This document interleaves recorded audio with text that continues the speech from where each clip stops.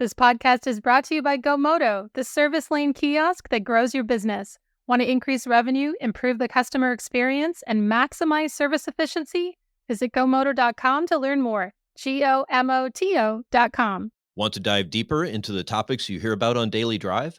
We're offering listeners a special offer, 20% off a 1-year Automotive News digital subscription. That gets you access to all of our news, information, and analysis made for automotive industry leaders like you. Go to autonews.com/Daily Drive promo to redeem. Welcome to Daily Drive for Friday, November 17th, 2023. I'm Jake Neer with Automotive News in Detroit, in for Jamie Butters. And I'm Kellen Walker in Las Vegas. Today on the show, that's a wrap on the 2023 UAW negotiating season. Stellantis and Ford workers vote to ratify their contracts. Hyundai says it will sell cars on Amazon starting next year. And GM reorganizes its BrightDrop EV unit. Plus, Quantum 5's Scott Turner joins the show to talk about building better relationships and stronger trust between service advisors and customers. We really define that as being an advocate for them. That's the level of relationship that we want to have with them. Let's run through all the news you need to know to keep up in the auto industry. UAW members have now ratified new labor agreements with all of the Detroit Three. According to an Automotive News analysis of voting results, enough yes votes came in today at Stellantis and Ford to ensure the deal's passage. That ends a bitter round of negotiations that included a 6-week strike. While not every Stellantis and Ford plant have finished voting as of recording time, the agreements were passing by more votes than the remaining number of workers eligible to cast a ballot. A simple majority is needed for ratification. Yes votes were ahead at both automakers, 68% to 32%. The UAW, Stellantis, and Ford declined to comment until all the votes were tallied. The Stellantis and Ford deals have received much broader support from workers than the UAW's contract with General Motors. That passed 55% to 45%. The GM agreement was opposed by a majority of workers at 7 of its 11 U.S. assembly plants.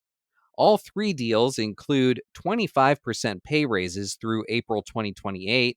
Most workers get an 11% raise and a $5,000 bonus upon ratification. The contracts also restore cost of living adjustments that, combined with the raises, are expected to ultimately boost worker pay by more than 30%. Make sure to catch our LinkedIn Live talk on Monday, that's November 20th, at noon Eastern Time, 9 a.m. Pacific. We'll dig much deeper into these contracts and what they mean for workers, automakers, and the rest of the automotive industry. You'll find that at the Automotive News LinkedIn page. Hyundai says it will begin sales of its full portfolio of vehicles through the Amazon shopping platform in January. The move will enable consumers to complete the full car shopping and buying experience with a familiar digital environment. A Hyundai spokesperson told Automotive News the program will begin with 18 dealers, with a broader rollout to follow in the second half of the year. Hyundai Global COO Jose Munoz says the move is part of a collaboration between Hyundai and Amazon to bring innovative experiences to consumers, which will include more collaborations in the coming years. Our intention is that not only we can do the shopping, but we can also do the financing, and then eventually we can do also certified pre-owned, and not only Hyundai and Ioniq, but also Genesis at some point. Hyundai will be the first automaker to use Amazon's digital retailing tool to conduct the full end-to-end transaction. The automaker emphasized that its dealers will continue to play a role in online sales. Hyundai's Amazon US store will showcase the retailer's inventory, easily connecting them with in-market buyers. Consumers will also be able to search local in-stock cars and crossovers by preference, including model, trim, color, and features. Hyundai made the announcement at the LA Auto Show. In other LA Auto Show news, Lucid Motors unveiled its first crossover, the Gravity, at the show on Thursday. Lucid says it'll offer seating for 7 adults, sports car performance, 440 miles of range, and a starting price of around $80,000 when the luxury EV launches next year. Lucid's Senior Vice President of Product, Eric Bach, says the Gravity has a unique platform, a new generation drive unit, and a modified battery pack to best serve this type of vehicle. It was really important for us to make a true SUV, not a rock crawler type off-roady vehicle, but a true capable SUV with an adjustable ride height. Lucid said the Gravity will accelerate to 60 miles per hour in less than 3.5 seconds, while offering payload capacity of 1,500 pounds and 6,000 pounds of towing on the top trim. Production is scheduled to start in late 2024 at the automaker's plant in Casa Grande, Arizona. And General Motors says it's reorganizing its BrightDrop electric commercial vehicle unit to make it less independent and reduce cost. And GM announced that the unit's head, Travis Katz, would be leaving. GM said Katz was leaving at an unspecified date, but did not elaborate on the reason for his departure. BrightDrop launched in early 2021. GM says it will no longer operate separately from the parent company. When it was first launched, officials talked about BrightDrop as a startup within GM that had operational freedom. And those are today's headlines. Coming up, Quantum 5's Scott Turner joins us to talk about why he thinks showing gratitude to customers is a must for service advisors. That's next on Daily Drive. The auto industry's shift to carbon neutrality is here and it's accelerating. But is it enough? This is a moral imperative, an economic imperative, a moment of peril, but also a moment of extraordinary possibilities. No more hesitancy, no more excuses, no more waiting for the others to move first. There is simply no more time for that. Driving to Zero is a new podcast series from Automotive News that looks at the auto industry's roadmap to carbon neutrality. We take a big picture look at the environmental, political, and social trends pushing the move toward a greener future. And we pull back the curtain on how these decisions are being made at the highest levels. I said, the headline that you need is GM believes in an all-electric future. And I think Dan Ammon and Mary Barra pretty much said the same thing, which is like, but we don't. Spoiler alert, they came around to that idea. Find out how and much more. I'm Jake Neer. Join me and Automotive News Executive Editor Jamie Butters on Driving to Zero, available now wherever you get your podcasts. Your service check-in process sets the tone for your customer's entire visit. Do your customers wait longer than 5 minutes to check in for service? Are your advisors presenting upsells to every customer every time? How often is the opportunity for a trade appraisal missed? When your service drive gets busy, these inefficiencies directly impact revenue. Give your customers the option to handle the entire check-in process themselves, from appointment scheduling through final confirmation in under 2 minutes. Customers have the experience they want while selling themselves, which means your advisors are freed up to focus on profit-producing activities. It's a win-win for CSI and your revenue. Introducing a smarter service lane, GoMoto is the self-service kiosk designed to grow your business. If you're ready to start increasing revenue, improving the customer experience, and maximizing service efficiency today, visit GoMoto.com. That's GOMOTO.com. Welcome back to Daily Drive. I'm Jake Neer with Kellen Walker. Dealership service advisors often have the most interaction with customers, which makes their job vital to satisfaction and retention. Scott Turner is the director of community training at dealership training company Quantum 5. He shares with Automotive News senior editor Dan Shine 5 tips for advisors on how to be effective when dealing with customers. Scott, great to have you with us today. Thanks for joining me. Thank you, Dan. Thanks for having me. So you're in some hotel room or somewhere in Tulsa, Oklahoma on the road visiting dealerships for Quantum 5. Tell me a little bit, just give me a short description of what you do as Director of Community Training.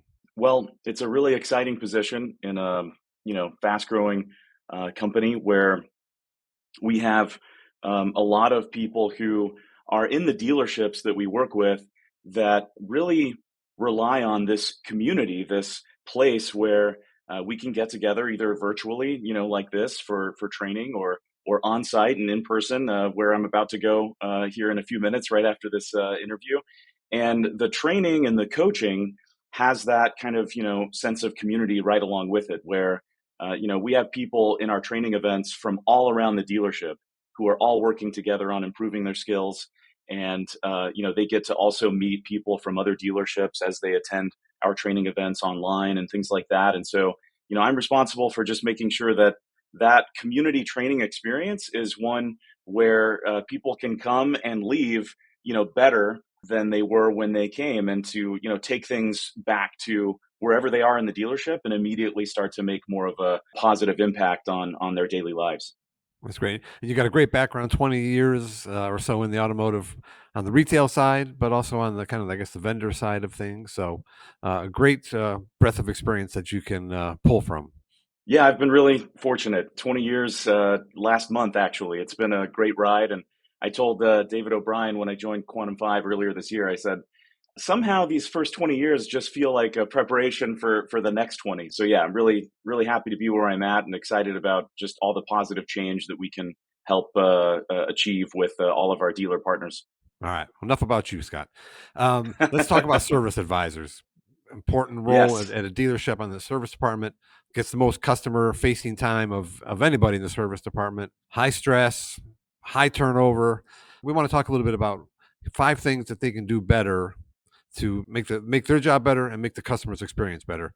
And I think it's probably starts when they pull into the drive, and something that a lot of service advisors don't do. The last CDJR store that I had a car at, they never would come out to greet me. They were no walk arounds, nothing. So talk a little bit about the importance of a walk around to start with.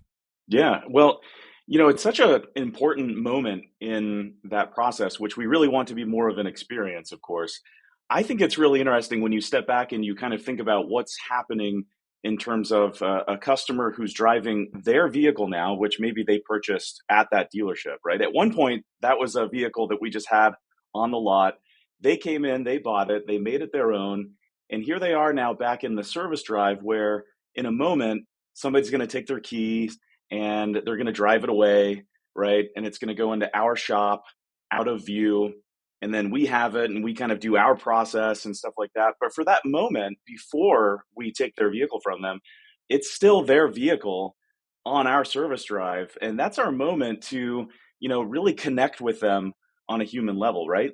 Yeah, there's important elements to the walk around itself, but really I think it's what happens as you're out there with your customer, taking a moment to recognize, again, this is their vehicle that they're bringing back to us.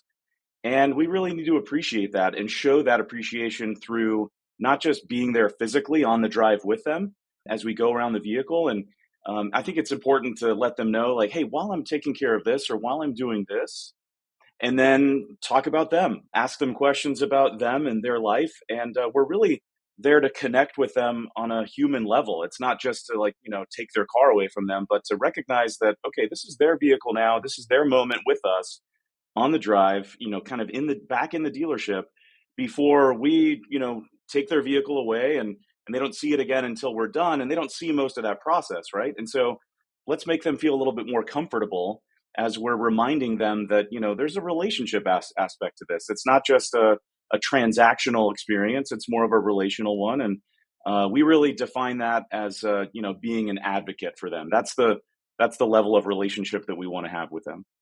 So they get their car. You've built a great relationship with them. You're exchanging Christmas cards pretty soon. So what next for their cars in for repairs? Talk a little bit about the importance of keeping them updated on the status of their repair. I think it's important to establish right at the outset their communication preferences. Sometimes you have to have a conversation with somebody about how to have a better conversation, and really set that stage for later on, and ask good questions. It's not just hey, what's the best way for me to reach you, but if for some reason I don't hear back from you right away, should I shoot you another text or give you a call, or just kind of plan for things that could happen in terms of not immediately reconnecting, or them perhaps missing you for some reason. Like, what should they do in that instance? What's the best way to get a hold of you for some reason? And so I think it's important to set those communication preferences. I think one of the things that I think about that can go a long way is just being willing to give the update when there's no update, right? Sometimes no information is information. It's something that somebody could use, right? Like if something's taking a little bit longer, or if the process has been delayed, often for reasons beyond our control, and people I think understand that. Maybe it doesn't always seem like they do up front, but the more proactive we are, the more of an opportunity we have to, hold on to or gain more of their understanding, right? The longer they wait, which can seem like forever to them, the understanding, the empathy, the forgiveness, it starts to diminish pretty quickly, right? But if we're proactive about it, and if I was to reach out and just say, Dan, things are taking just a little bit longer, but rather than leave you in the dark, keep you guessing, I just wanted to reach out to you, let you know that I'm here, I'm on the case, I'm keeping a close watch on things. As soon as I know something, I'll immediately reach back out to you. Okay.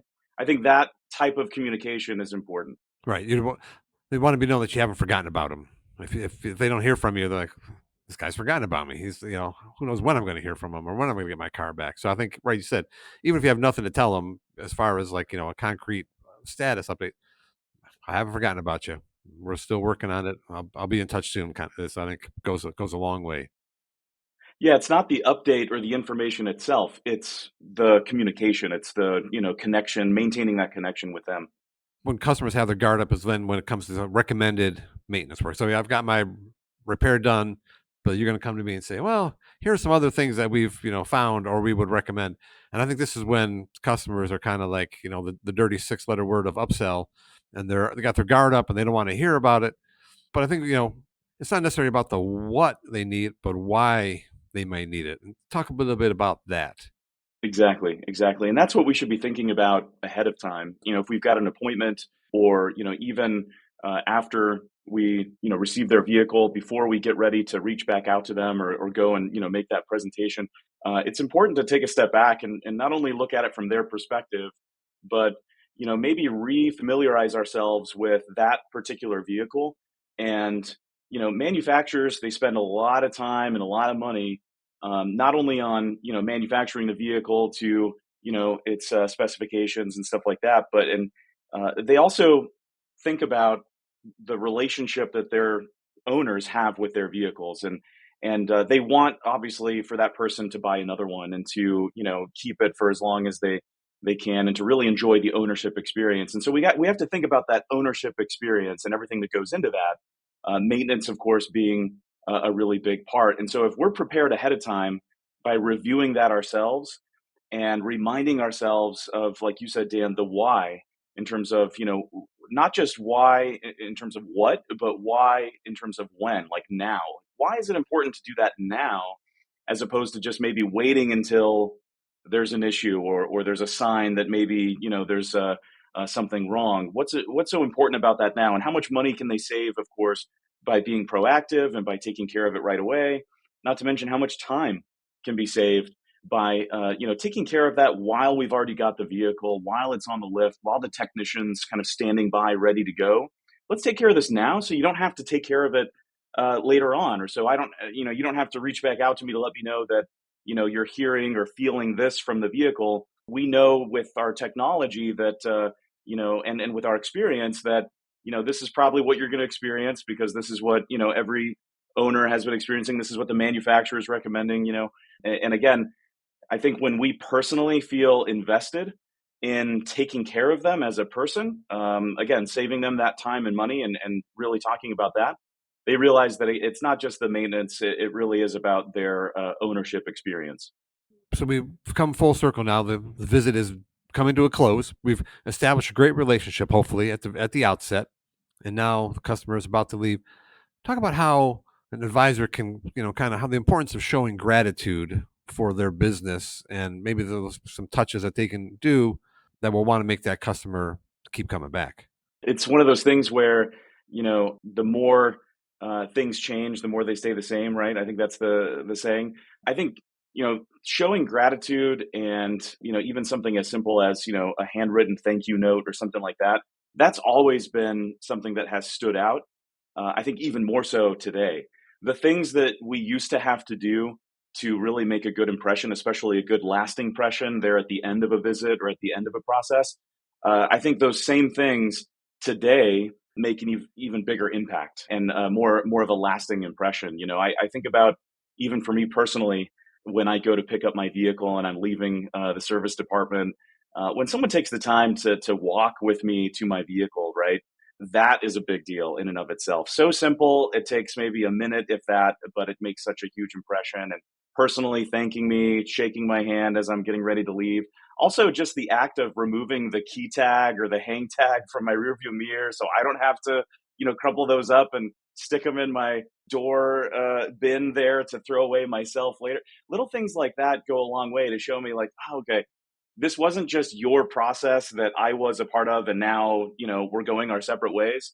This really was an experience that was custom tailored to me, my vehicle, my needs, and I think it's the willingness. We know that you're able. I guess I'm speaking on behalf of all vehicle owners now. When we choose to bring a vehicle to a dealership, we know that you're able. We know that your technicians are the best and that you know what you're talking about.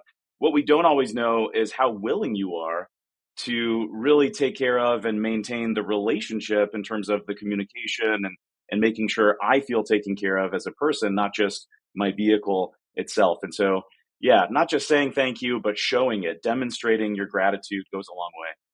Scott, really enjoyed the conversation. A lot of good information and good insight. Thanks so much. Thank you so much, Dan. Appreciate it.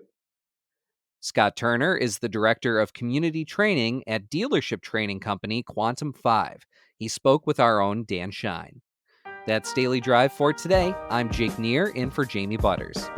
And I'm Kellen Walker. Thanks to automotive news journalists Michael Martinez, Vince Bond Jr., Carly Schaffner, Lawrence Iliff, and Rudy Shork for their reporting for today's podcast. You can get the latest news on service and parts, new products, and everything happening in the auto industry at autonews.com. Make sure to join us on Monday for our live conversation on LinkedIn about the ratification of the UAW's historic agreements with the Detroit Three and what it means for the industry going forward. That's Monday at noon Eastern Time on the Automotive News LinkedIn page. If you enjoy the podcast, remember to like, leave a review, and subscribe so you never miss an episode.